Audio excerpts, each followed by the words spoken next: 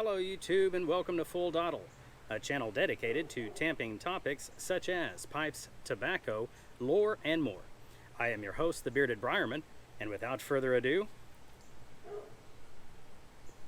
let's get lit.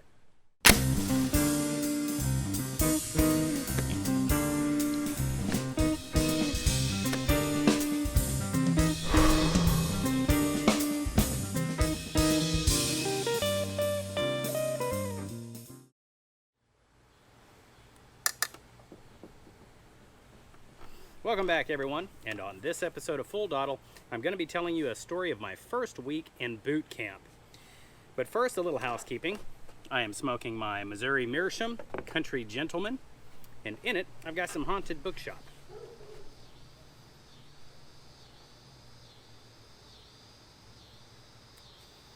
So the first week in Marine Corps boot camp was quite a shock. I was raised in a small town in Madison County, Arkansas, a town called Huntsville. It was just, a one-horse town, basically. We didn't have any stoplights. It was very small. So my first week in the Marine Corps, not only did I fly to California, first time I had been to California as an adult,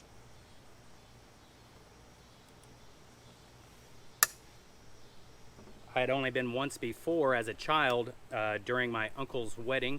I went with my mother, and we also went to Disney World, Disneyland, whichever one is in California, while we were there. It was so long ago, they actually still allowed smoking on the airline when I flew the first time. Anyway, so first week we were there. As a new boot in boot camp, we weren't Marines yet. We were in training, so we were recruits. And our first the first month that we were there, we're not allowed to dress as if we were an actual Marine. So our blouse, which is the shirt, as civilians would say, our blouse, which was camouflage, it would be buttoned all the way up to our chin, basically. Our sleeves were unrolled. Our trousers were unbloused, and a blousing in the military, when we had our combat boots on, or desert, it's actually a desert boot, but just for the purposes of this video, to make it simple, for educational purposes only, our combat boots, we had little bands that we would strap around our boot, and our trousers would come down. We would fold them under that band, and it gave us a very professional, kind of like a tailored look. It's called blousing.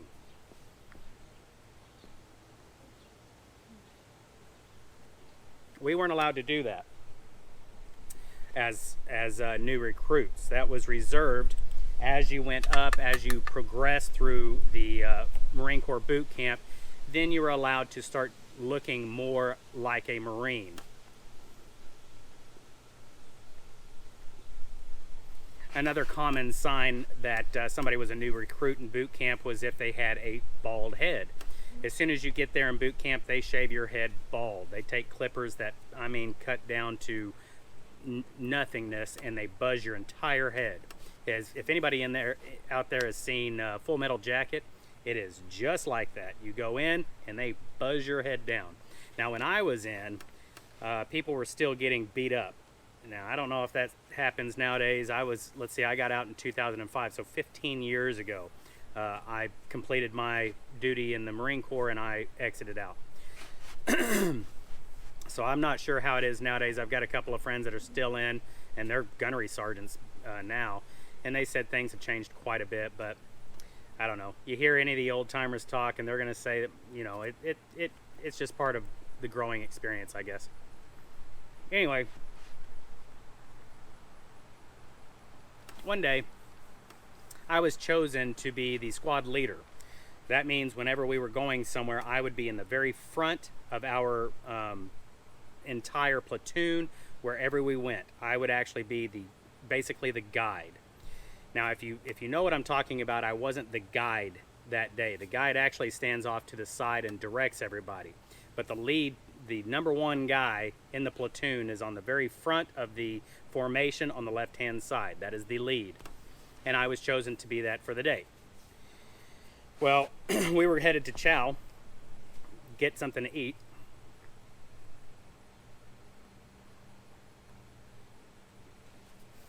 We ate our chow, everything was over, and we were headed out. So as we got done, we would get up, dump out what was left in our tray, put our trays up, and then head outdoors where we would get in formation, ready to march back to our squad bay.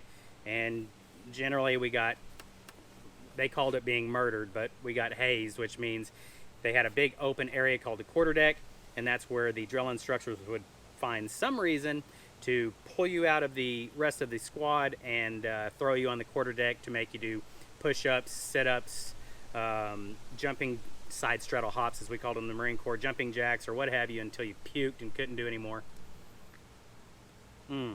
Mountain climbers, oh my gosh. Anyway,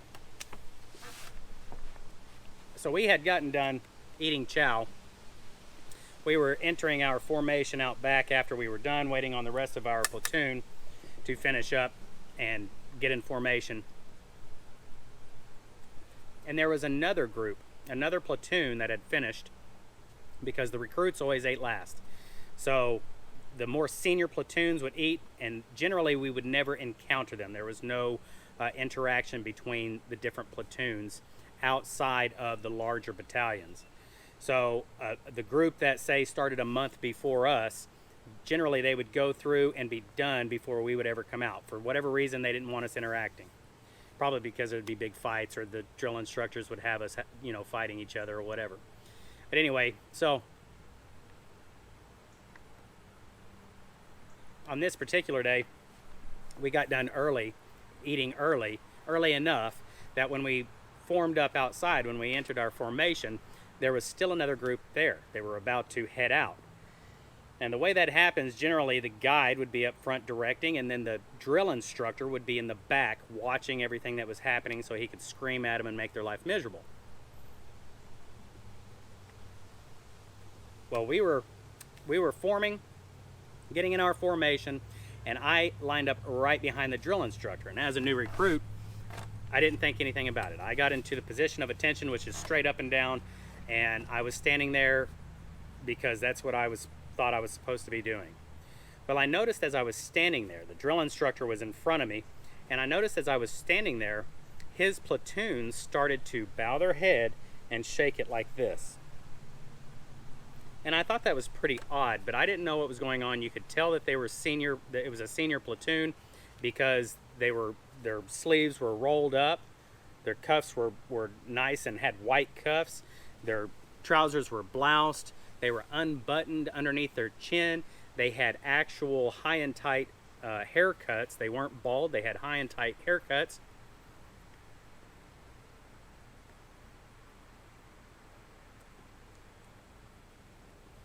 And so I knew that they were a senior platoon.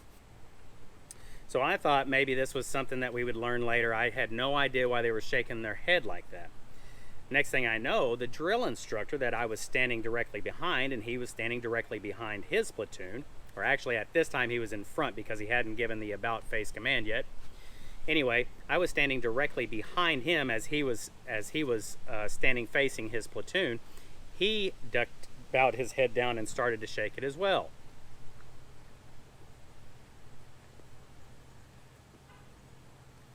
The drill instructor, though, started to say, uh-oh, like, uh-oh, uh-oh. I still had no idea what was going on, and all I knew was be very still and keep my mouth shut, because I didn't want anything that was going to happen later. I didn't want more of it, I guess I should say, because it was already going to happen. Anyway, so I'm standing there. I'm staying as quiet and as still as I can. And the next thing I know, my entire world shook so violently I had no idea what was going on. I saw a huge bright light coming from the right side of my face. My vision went dark, and I thought the ground beneath me was going to caused me to fall over. It was shaking so heavy, I had no idea what was going on. Finally, as the ringing in my ears subsided and I could gain my footing, I didn't go all the way ground, thank goodness. I kept my footing. As everything came back into focus, I could hear the drill instructor screaming in my ear, and I could feel his saliva splashing my face as he was screaming to me, allowing me to understand that I wasn't one arm's distance away from him, and he was simply defending himself from a possible assault. See, I was standing too close to the drill instructor. I was behind him, and as he was shaking his head, that was a warning to back off. And I didn't know it because I was a new recruit.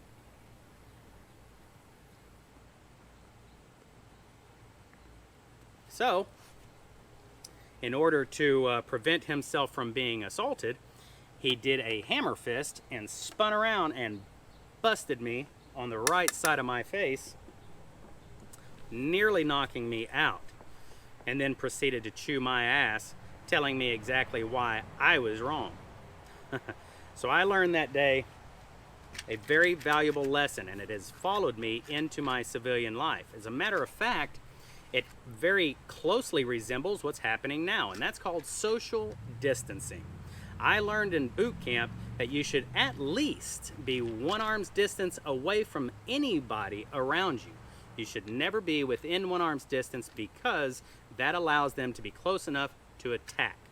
So now, if you ever see me in public and you see me standing far away from people, especially in line, I stand far enough away from people. Before coronavirus, I stand far enough away from people that people actually come up and say, "Are you in line, sir?" And I say, "Yes." I'm just giving them enough personal space that I'm not interfering in their personal space. So I learned that day social distancing, and it wasn't even because of coronavirus.